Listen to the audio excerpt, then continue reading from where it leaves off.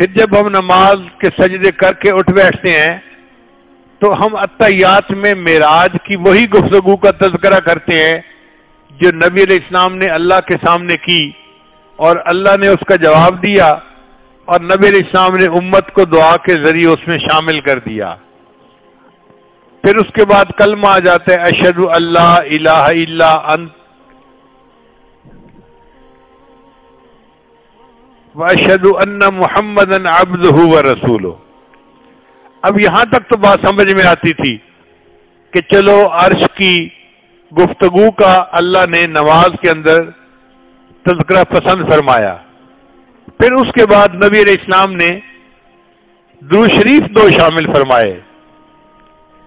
اب یہ درود شریف نماز میں کیوں شامل کیے گئے؟ طالب علم کے ذہن میں اس کا سوال پیدا ہوتا ہے اور یہ نقطہ بہت سارے حضرات کو سمجھ میں نہیں آتا. مجھے یاد ہے میں نے اپنے 3-4 سال کی عمر میں جب نماز کا ترجمہ اپنے استاد سے سیکھا تھا تو انہوں نے مجھے درود شریف سکھایا اللہم صلی علی محمد وعلی آل محمد کما صلیت علی ابراہیم وعلی آل ابراہیم انک حمید مجید.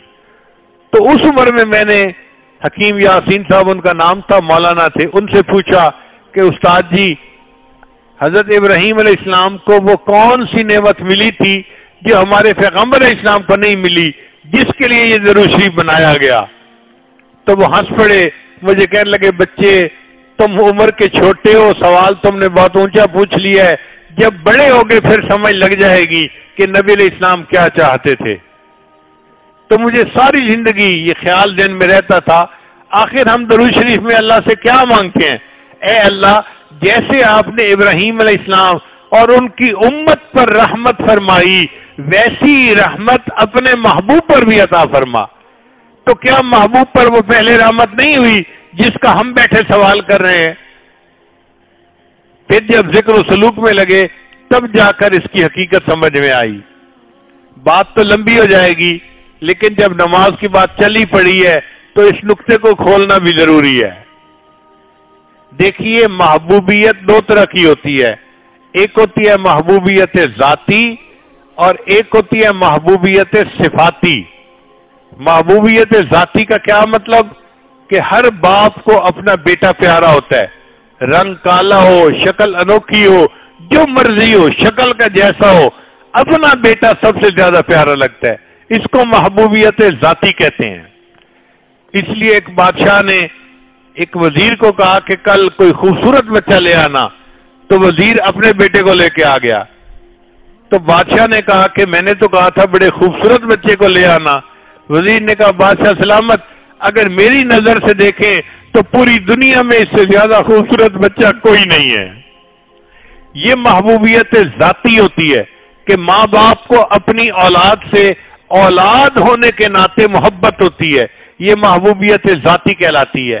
اور ایک ہوتی ہے محبوبیت صفاتی کہ کوئی بھی بچہ ہو، کسی کا بھی ہو، اگر وہ خوبصورت ہے، باتیں اچھی کرتا ہے، پیارا ہے دیکھنے میں، تو اس بچے کو دیکھ کے بندے کو محبت محسوس ہوتی ہے.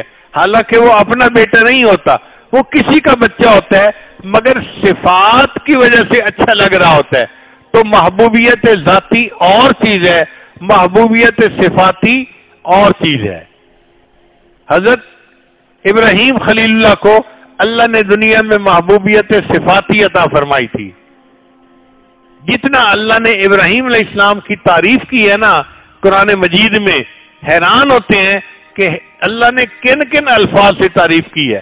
وَإِبْرَاهِيمَ الَّذِي وَفَّى، اور ابراہیم جس نے وفا کی اللہ کے ساتھ. اِذْ جَاءَ رَبَّهُ بِقَلْبٍ سَلِيمٍ، وہ ابراہیم جو اپنے رب کے پاس قلب سلیم کو لے کر آیا.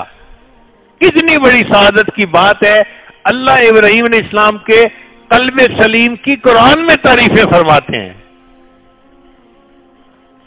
پھر اللہ فرماتے ہیں اے میرے محبوب ثم اوحینا الیک ان اتبع ملت ابراہیم حنیفا، آپ کو حکم دیا گیا کہ آپ ملت ابراہیمی کی پیروی کیجیے. وما کان من المشرکین، اور وہ تو بالکل مشرکوں میں سے نہیں تھا، توحید پر عمل کرنے والا تھا.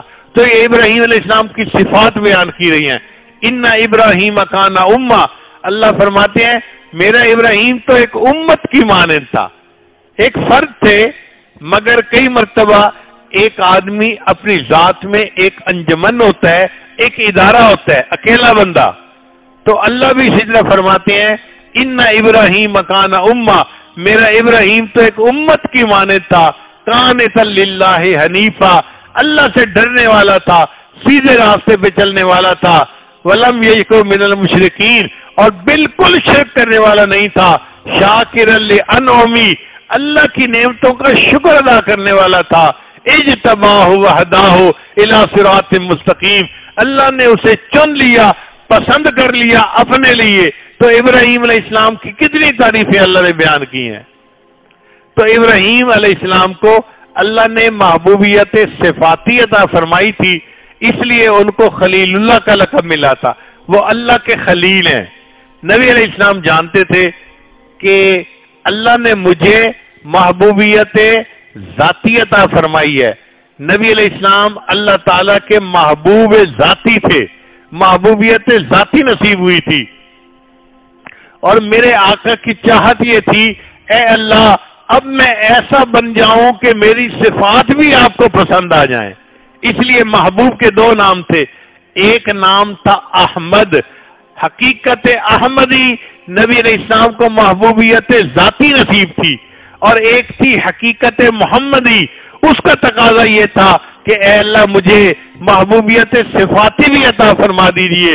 میں ذاتی کی محبوبیت کا حامل تو ہوئی صحیح، صفات بھی میرے اندر ایسی آ جائے کہ میں آپ کو اپنی صفات کی وجہ سے بھی پسند آ جاؤں.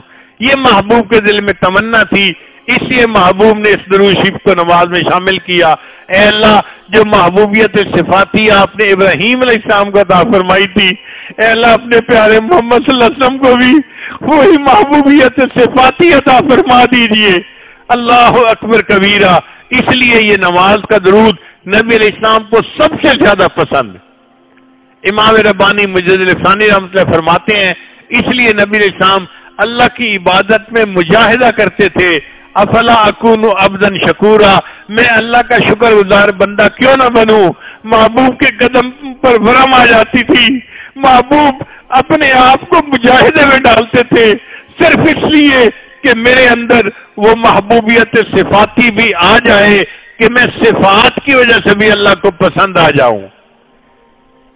اب حقیقت محمدی اور حقیقت احمدی کا یہ فرق ہر بندے کو تو سمجھ میں نہیں آ سکتا، مگر امام ربانی مجدد الفانی رحمۃ اللہ نے فرمایا کہ نبی علیہ السلام نے اتنی زندگی میں عبادت کی اور امت کو اتنی عبادت سکھائی کہ آپ کی امت نے اللہ کی اتنی عبادت کی کہ 1000 سال گزرنے کے بعد محبوبیت صفاتی محبوبیت ذاتی کے ساتھ متصل ہو گئی، حقیقت محمدی حقیقت احمدی کے ساتھ اکٹھی ہو گئی. اللہ نے اپنے محبوب صلی اللہ علیہ وسلم کو اسی دنیا میں یہ درجہ بھی عطا فرما دیا. پھر اس کے بعد ابراہیم علیہ السلام کی دعا جو اللہ کو بہت پیاری لگتی تھی اس کو نماز کا حصہ بنا دیا نبی علیہ السلام نے.